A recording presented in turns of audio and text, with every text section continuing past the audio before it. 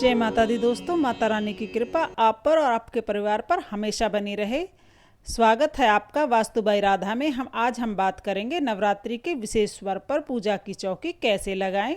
सही विधि से चौकी लगाने से घर में सकारात्मक ऊर्जा का प्रभाव होता है और देवी दुर्गा की कृपा हम पर बनी रहती है। तो आइए जानते हैं चौकी लगाने की सबसे सरल विधि। सबसे पहले हमें एक साफ सुथरी चौकी लेनी है। चौकी लकड़ी की हो तो सर्वोत्तम है। इस लकड़ी की चौकी को हमें अच्छे से साफ कर लें और फिर उस पर हम लाल कपड़ा या पीला कपड़ा बिछाकर उत्तर पूर्व दिशा की तरफ रखें। यह दिशा सकारात्मक ऊर्जा को आकर्षित करती है। चौकी को स्थापित करने के बाद उस पर एक लाल या पीला कपड़ा बिछाएं। यह रंग माँ दुर्गा का प्रतीक है और इसे लगाने से देवी की कृपा प्राप्त होती है।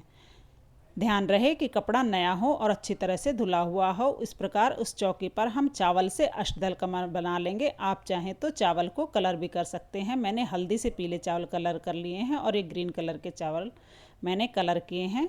और आप चाहें तो गेहूं से भी अष्टदल कमल बना सकते हैं। अब चौकी के ऊपर सबसे पहले कलश स्थापना करनी है। तो कलश हम मिट्टी का ले लें या पीतल या तांबे का कलश ले सकते हैं, लेकिन स्टील का कलश आप अवॉइड करें। उस कलश पर हम इस तरह स्वास्तिक बना लें और उसमें मोली बांध लें। मोली का धागा उनके कंठ पर अवश्य बांधें। इस तरह मैंने पहले ही मोली का धागा बांध लिया है।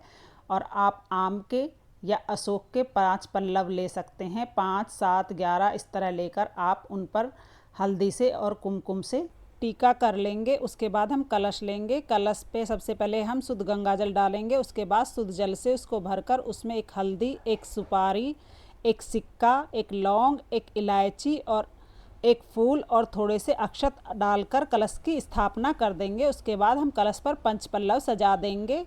फिर हम एक जटा वाला पानी वाला नारियल लेना है। नारियल को हिलाकर अच्छे से देख ले कि उसमें पानी होना चाहिए। फिर हम उस पर हल्दी से और रोली से टीका कर देंगे। उसके बाद हम नारियल पर कलावा या चुनरी लपेट दें। अगर आपके पास चुनरी नहीं है तो आप इस तरह कलावा भी लपेट सकते हैं। मैंने पहले कलावा लपेटा है, उसके बाद में कलश पर चुनरी लपेट दूंगी। इस तरह से हम कलश के ऊपर रखने के लिए नारियल तैयार कर लेंगे। अब हम कलश के ऊपर सबसे पहले नारियल को रखेंगे। नारियल को इस तरह से रखना है कि उसका मुख जिसमें नारियल की आँखें होती हैं वो आपकी तरफ होना चाहिए। देखें, नारियल की स्थापना आपको इस तरह करनी है कि नारियल का मुख पूजा करने वाले की तरफ हो। इस तरह उसकी आंखें आपकी तरफ हों जिस तरफ आप बैठकर पूजा कर रहे हैं। उसके बाद हम थोड़े से चावल का आसन देकर माता रानी को विराजमान करेंगे। माता रानी की कोई भी फोटो, तस्वीर, प्रतिमा जो भी आपके पास हो वो आप उसका पूजन कर सकते हैं। ये देखिए, मैंने माता रानी की चौकी लगाकर माता रानी की स्थापना की है। ये माता रानी की मूर्ति मेरे पास है, मैंने इसकी स्थापना कर रही हूँ। आप कोई भी जो भी आपकी विग्रह हो, मूर्ति हो या फोटो हो, आप उसकी स्थापना कर सकते हैं।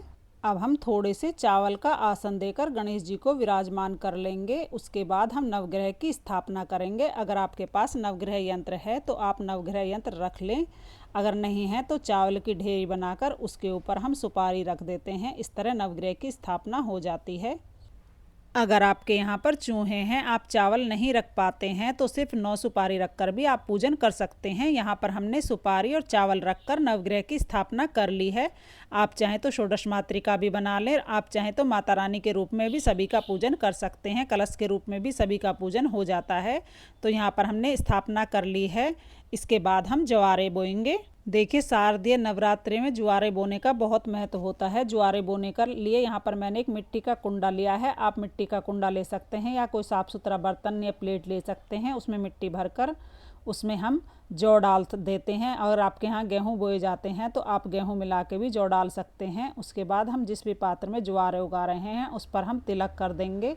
इस तरह मैंने तिलक कर दिया है। उसके बाद हम उस पर मोली बांधकर और ज्वारे का जो कुंडा है माता रानी के साथ में हम रख देंगे।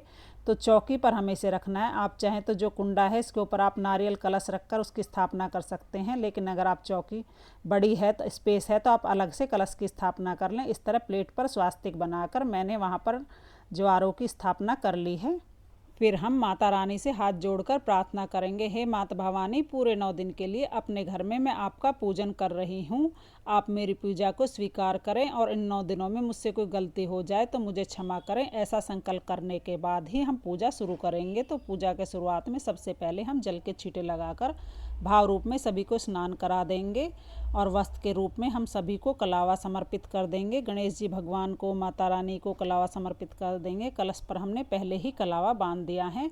अब जो नवग्रह हैं उन पर हम छोटे छोटे कलावे के टुकड़े वस्त्र के रूप में समर्पित कर देंगे। जो जुआरे हमने उगाए हैं, जुआरे के कुंडे पर भी हम मौली रूपी कलावा समर्पित करेंगे। उसके बाद हम माता रानी को चुनरी समर्पित करेंगे। गणेश भगवान को जनेऊ समर्पित करेंगे। अगर आपके पास जनेऊ नहीं है तो आप उन्हें कलावा भी समर्पित कर सकते हैं। उसके बाद हम गणेश भगवान का तिलक करेंगे। गणेश भगवान का हम चंदन से तिलक करेंगे और माता रानी का, कलश का, सबका हम रोली से तिलक करेंगे। और उसके बाद जो नवग्रह हैं उनको हम सूखी चंदन समर्पित करेंगे। आप उन्हें सूखी चंदन या सूखी रोली समर्पित करें, क्योंकि एक बार स्थापना के बाद हमें नवग्रह को हिलाना नहीं है। इस तरह सभी के ऊपर तिलक कर कर हम उनके अक्षत समर्पित कर देंगे। सभी को हम अक्षत समर्पित करेंगे, गणेश भगवान को, माता रानी को, सभी को। और उसके बाद हम फूल समर्पित करेंगे। जो भी फूल आपके पास हो आपको समर्पित कर दें। कलश पर मैंने माला पहना दी है, आप चाहें तो फूल समर्पित करें। जो भी आपको फूल मिल जाए, लाल फूल मिल जाए तो और भी अच्छा है। उसके बाद हम देसी घी का दीपक जला लेंगे। देखिए, नॉर्मली देसी घी का दीपक जलाया जाता है, लेकिन आप चाहें तो आप अखंड दीपक भी यहाँ पर जला सकते हैं। अगर आप अखंड दीपक जला रहे हैं तो उस दीपक को हिलाना नहीं होता है, वह पूरे 9 दिन तक जलता है। मैंने सिंपल दीपक जलाया है। दीपक जलाने के बाद हम हाथ जोड़कर माता रानी से प्रार्थना करेंगे। माता रानी को धूप दीप दिखाएंगे। सभी को, गणेश भगवान को, कलश को, सभी को धूप दीप दिखाकर हम फिर सबको भोग समर्पित करेंगे। जब हम पहले दिन चौकी की स्थापना करते हैं तो हमें भोग में सबसे पहले पान समर्पित करना चाहिए। हो सके तो आप मीठा पान समर्पित करें, या पान के पत्ते के ऊपर लौंग, इलायची, सुपारी और बतासा रखकर हम समर्पित कर सकते हैं। इस तरह मैंने सबसे पहले पान का भोग समर्पित किया है। उसके बाद हम बतासे समर्पित करेंगे। बतासे का भोग सबसे ज़्यादा शुभ माना जाता है। हो सके तो आप बतासे का भोग ज़रूर लगाएं, नहीं तो आप मिश्री भी ले सकते हैं। साथ में हम पंचमेवा भी समर्पित कर देंगे। ऋतुफल जो भी आपको मिल जाए वह आप समर्पित करें। जो भी ऋतुफल, सेब, केला, संतरा, जो भी आपको मिल जाए आप वह भगवान माता रानी को समर्पित करें। इस तरह से भोग समर्पित करने के बाद फिर हम दक्षिणा समर्पित करेंगे। दक्षिणा हमें 9 दिन में सिर्फ एक बार ही समर्पित करनी है। आप चाहे तो पहले दिन समर्पित करें या फिर आखिरी दिन में भी आप समर्पित कर सकते हैं। इसके बाद हम माता रानी को 16 श्रृंगार समर्पित कर देंगे। 16, 9, 5 जो भी श्रृंगार आपके पास हो, श्रृंगार का सामान आप माता रानी को 9 दिनों में से एक दिन, किसी भी दिन जरूर समर्पित करें। नवरात्रि की पूजा में हमें सुबह के समय एक छोटा सा हवन करना होता है, जो ज़रूरी होता है। इसके लिए हम गाय के गोबर से बने हुए उपले को जला लेंगे, उसमें हम भोग समर्पित करेंगे। तो भोग में सबसे पहले हम लौंग का जोड़ा समर्पित करेंगे। हमें साबुत फूल वाली लौंग लेनी है। इस तरह 2 लौंग के जोड़े लेकर थोड़ा सा घी में डिप करके हम अग्नि में समर्पित कर देंगे। जय माता दी बोलते हुए हम ये लौंग समर्पित करेंगे। हमें 2 लौंग के जोड़े समर्पित करने हैं। उसके बाद जो भी हमने भोग प्रसाद चढ़ाया है, बतासा, मिश्री, जो भी भोग हमने चढ़ाया है वो अग्नि में हम समर्पित कर देंगे। आप चाहें तो पान का बीड़े को भी आप फोल्ड करके अग्नि में समर्पित कर सकते हैं। उसके ऊपर किस तरह हम अग्नि में जब भोग समर्पित करते हैं तो सीधा देवताओं को जाता है, इसलिए नवरात्रि में अग्नि में भोग जरूर समर्पित किया जाता है। उसके बाद हम थोड़ा सा कपूर डाल देंगे, सामग्री डाल देंगे, ताकि अग्नि अच्छे से प्रज्वलित हो जाए। ऐसे भोग समर्पित करने के बाद फिर हम उसमें घी की आहुति दे देंगे। इस तरह हम छोटा सा हवन कर लेंगे। जब हमारा हवन पूर्ण हो जाएगा तो 9 दिन तक रोज़ाना सुबह सुबह हमें इसी तरह हवन करना है। और जो पान हमने पहले दिन समर्पित करा है या आखिरी दिन जब आप समर्पित करें तो आप उसमें अग्नि में ज़रूर समर्पित करें।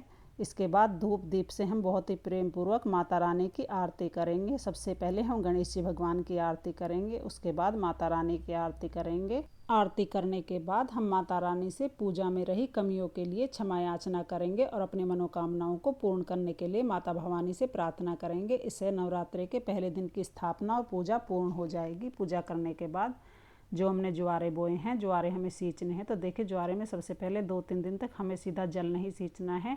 पहले हम थोड़े से जल को हाथ में लेकर इस तरह से जल के छींटे लगाएंगे। छींटे लगाने के बाद हम 2-3 दिन तक, जब ज्वारे थोड़े ऊपर आ जाएंगे, उसके बाद हम सीधा सींच सकते हैं। जो हमने इस तरह ज्वारे सींच देंगे। ज्वारे सींचने के बाद हम जल का लोटा अपने सूर्य देवता को अर्घ दे देंगे। और जो भी हमने भोग प्रसाद चढ़ाया है वह भोग हम सभी को, भक्तजनों को, परिवार के सदस्यों में बांट देते हैं। इस तरह से हम नवरात्रि के पहले दिन की माता रानी की स्थापना और पूजा करते हैं। जोर से बोलो जय माता दी।